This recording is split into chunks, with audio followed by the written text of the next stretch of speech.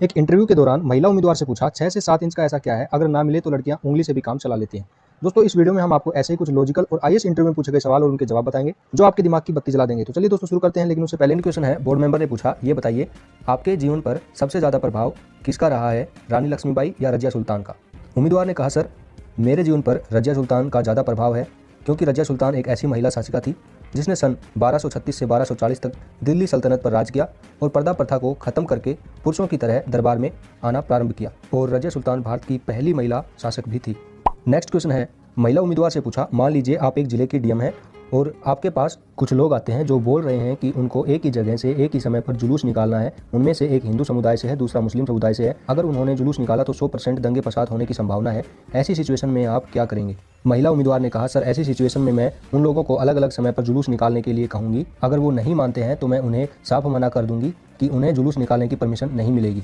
इस पर board member ने फिर कहा कि मान लीजिए आपका जो सीनियर अधिकारी है वो कहता है कि आप एक विशेष धर्म वाले व्यक्ति को जुलूस निकालने की परमिशन दे दीजिए, आप क्या करेंगे।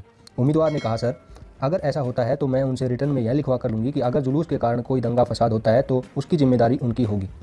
नेक्स्ट क्वेश्चन है, बोर्ड मेंबर ने कहा, मान लो आपका एक दोस्त है जो आपको समझा रहा है कि लड़कियां पैदा होना माँ बाप पर बोझ है, ऐसे में आपका क्या मानना है। उम्मीदवार ने कहा, सर ऐसा मानना बिल्कुल गलत होगा, क्योंकि लड़का हो या लड़की जिसने भी इस समाज में इस दुनिया में जन्म लिया है उनको समान अधिकार हैं। उनके माता पिता को उनका पालन पोषण बिना किसी भेदभाव के करने चाहिए। लेकिन समाज में कुछ लोग ऐसे भी हैं जो ऐसी सोच रखते हैं, एक लड़के और लड़की में भेदभाव करते हैं, उनके खिलाफ हम कानूनी कार्रवाई कर सकते हैं।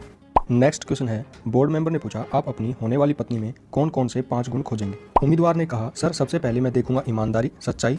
दूसरा, जो मन और विचारों से सुंदर हो, पढ़ी लिखी हो और मेरे कार्यों में मेरी मदद भी कर सके, और जो मेरे परिवार के साथ तालमेल बैठा सके। ये 5 गुण मैं अपनी होने वाली पत्नी में चाहूँगा। उम्मीदवार से पूछा, ऐसी कौन सी बीमारी है जिससे संक्रमित होना लोग वरदान समझते हैं। उम्मीदवार ने जवाब देते हुए कहा, सर मेरा मानना है कि चेचक एक ऐसी बीमारी है जिससे संक्रमित होना लोग वरदान समझते हैं। इस रोग को शीतला, बड़ी माता, स्मॉल पॉक्स नामों से भी जाना जाता है। यह रोग एक विषाणु जनित रोग है। दोस्तों अगर आप ऐसी किसी और बीमारी के बारे में जानते हैं तो कमेंट में जरूर लिखें। बोर्ड मेंबर ने उम्मीदवार से पूछा, आप किस राजनीतिक पार्टी को ज़्यादा पसंद करते हैं। दोस्तों इस प्रश्न से आपको यह पता चलेगा कि इंटरव्यू के दौरान ऐसे सवालों के जवाब कैसे दें। उम्मीदवार ने जवाब देते हुए कहा, सर मैं अब तक यह नहीं समझ पाया हूं कि कौन सी पार्टी मुझे ज़्यादा पसंद है, लेकिन हर पार्टी की कुछ बातें मुझे अच्छी लगती हैं। जैसे आम आदमी पार्टी ने शिक्षा और स्वास्थ्य के क्षेत्र में बहुत ही बढ़िया काम किया है। इसके अलावा बीजेपी में नरेंद्र मोदी जी के काम करने का तरीका मुझे बहुत पसंद है। इसी तरह अन्य पार्टियां भी मुझे कुछ हद तक अच्छी लगती हैं, लेकिन मैं पूरी तरह से क्लियर नहीं हूँ कि मुझे कौन सी पार्टी ज़्यादा पसंद है। उम्मीदवार से पूछा गया, ये बताइए महात्मा गांधी की फोटो पहली बार नोट पर कब छपी थी। उम्मीदवार ने कहा, सर गांधी जी की तस्वीर सन 1969 में छपी थी। सन 1969 में गांधी जी की जन्म शताब्दी को याद रखने के लिए पहली बार रिजर्व बैंक ने सेवाग्राम वाली तस्वीर के साथ 100 रुपए के नोट पर गांधी जी की तस्वीर छापी गई थी। इसके बाद सन 1987 में दूसरी तस्वीर छापी गई थी जो मौजूदा करेंसी नोट पर देखने को मिलती है। नेक्स्ट क्वेश्चन है, उम्मीदवार से पूछा गया, ये बताइए डिप्टी कलेक्टर और एसडीएम में क्या अंतर होता है। उम्मीदवार ने कहा, sir SDM law and order को लागू करने और उसको बनाए रखने के लिए कार्य करता है, जबकि एक डिप्टी कलेक्टर का मुख्य कार्य रेवेन्यू कलेक्ट करना होता है। नेक्स्ट क्वेश्चन है, एक औरत का ऐसा कौन सा रूप है जिसे उसके पति के सिवा सब देख सकते हैं लेकिन उसका पति कभी नहीं देख सकता। दोस्तों यह एक बहुत ही लॉजिकल सवाल है। अपने दिमाग पर जोर डालो और सोचकर अपना जवाब कमेंट में जरूर लिखो। दोस्तों इस सवाल का सही जवाब है महिला के विधवा का रूप जिसे उसका पति कभी नहीं देख सकता।